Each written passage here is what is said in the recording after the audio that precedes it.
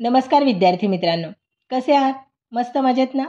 विद्यार्थी मित्रांनो, आता आपली परीक्षा जवळ येते. आपल्याला अभ्यासाकडे लक्ष द्यायला हवं आणि त्यासाठी आपल्याला अभ्यास करणं गरजेचं आहे. पण अभ्यास करत असताना तो आपण योग्य रीतीने कसा करायचा हे पाहणंही खूप महत्त्वाचं आहे.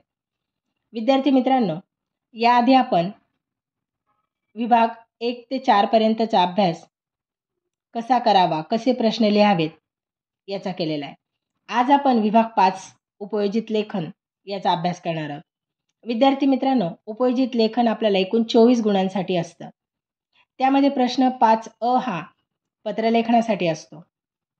यामध्ये औपचारिक पत्र, मागणी पत्र किंवा विनंती पत्र असतं आणि दुसरं असतं अनौपचारिक पत्र. यामध्ये अभिनंदनपर पत्र असतं. आता अनौपचारिक म्हणजे काय? तर कौटुंबिक पत्र. आता पत्राच्या ऐवजी जर आपण सारांश लेखन केलं तरी चालतं. ते सुद्धा 6 गुणांसाठी आहे. आणि याच्यामध्ये विभाग 1चा प्रश्न 1 मधील अपठित गद्य उत्तराचा 1/3 सारांश लिहिणे आवश्यक असते. पत्रलेखन किंवा सारांश लेखन यापैकी एकच कृती आपल्याला करायची असते. तर पत्रलेखनामध्ये आपण जर औपचारिक पत्राची निवड केली तर ते आपल्यासाठी सोयीस्कर जातं. आपल्याला हे पत्र लिहित असताना ते सुंदर अक्षरात तर लिहायचं आहेच, पण उभ्या सरळ रेषेत हे पत्र लिहायचं आहे, म्हणजे डावीकडनं लिहायचं आहे. यामध्ये सुरुवातीला दिनांक लिहायचा आहे, नंतर प्रति, माननीय म्हणजे ज्यांना आपल्याला पत्र लिहायचं आहे त्यांचं नाव, त्यांचा हुद्दा, त्यांचा पत्ता लिहायचा आहे. त्यानंतर लिहायचा आहे आपल्याला पत्राचा विषय. पत्राचा विषय लिहित असताना तो खूप लांबलचक, फापट पसारा त्यात लिहायचा नाही आहे. एका ओळीतच तो संपवायचा आहे, कारण विषय हा थोडक्यातच मांडायचा असतो आणि याबाबत हा शब्द लिहून विषय संपवायचा असतो. नंतर लिहायचं आहे महोदया किंवा महोदय. ज्यांना आपल्याला पत्र लिहायचं आहे, लेडीज असतील तर महोदया लिहा आणि जेंट्स असतील तर महोदय. ज्याविषयी पत्र लिहायचे ती संपूर्ण माहिती आपल्याला इथे लिहायची. त्यानंतर येतो पत्राचा शेवट.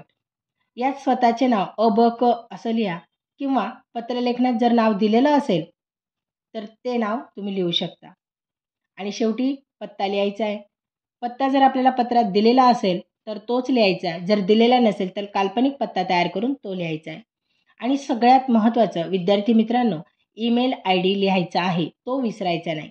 हो, जर तुम्हाला पत्रात दिला असेल तर तो लिहा, पण जर दिलेला नसेल तर मात्र तुम्ही काल्पनिक तयार करून तो लिहायचा आहे. त्यानंतरचा पुढचा प्रश्न असतो बाळांनो, जाहिरात लेखन, कथालेखन, बातमी लेखन. या प्रत्येकाला 5-5 मार्क असतात. यापैकी आपल्याला 2च लिहायचे आहेत.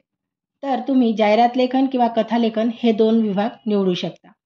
कारण जाहिरात लेखन करणं सोपं असतं.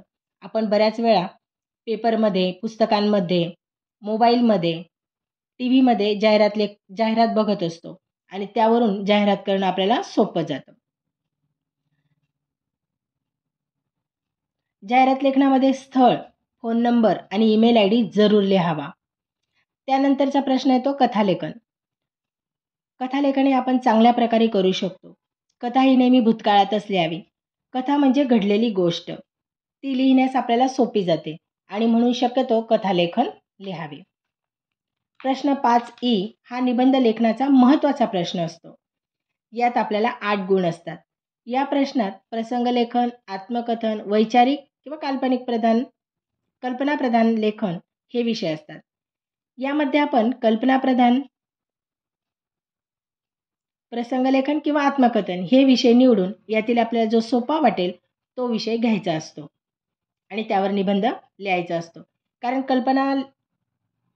प्रधान लेखनामध्ये आपण कल्पना करून तो निबंध छान लिहू शकतो. त्याचप्रमाणे प्रसंगलेखनमध्ये एखादी प्रसंग घडलेला असतो, तो प्रसंग आपण डोळ्यासमोर आणायचा आहे आणि तो लिहून काढायचा आहे. किंवा आत्मकथन, सगळ्यात सोपा विषय आत्मकथन. निर्जीव वस्तू किंवा सजीव वस्तू कुठली तरी एक वस्तू दिलेली असते किंवा एक नाव दिलेलं असतं आणि त्यावरून आपल्याला हे आत्मकथन करायचं असतं. आत्मकथन हे नेहमी प्रथम पुरुषी लिहायचं असतं. कारण बोलणारी व्यक्ती आपल्या भावभावना त्यात व्यक्त करत असते आणि म्हणून आत्मकथन लिहित असताना आपण ती व्यक्तीच बोलत आहोत किंवा ती वस्तू असेल किंवा कुठलाही एखादी घटक असेल तर तो आपल्याशी बोलतोय असा विचार करूनच हा निबंध लिहायचा आहे. विद्यार्थी मित्रांनो, अशा प्रकारे आपल्याला 24 मार्कांचं उपयोजित लेखन लिहून पूर्ण करायचं आहे. तुम्ही अजिबात घाबरायचं नाही, काळजी करायची नाही. खूप सुंदर अक्षरात आणि छान असा उपयोजित लेखनाचा प्रश्न सोडवायचा आहे. ओके, थँक्यू, धन्यवाद.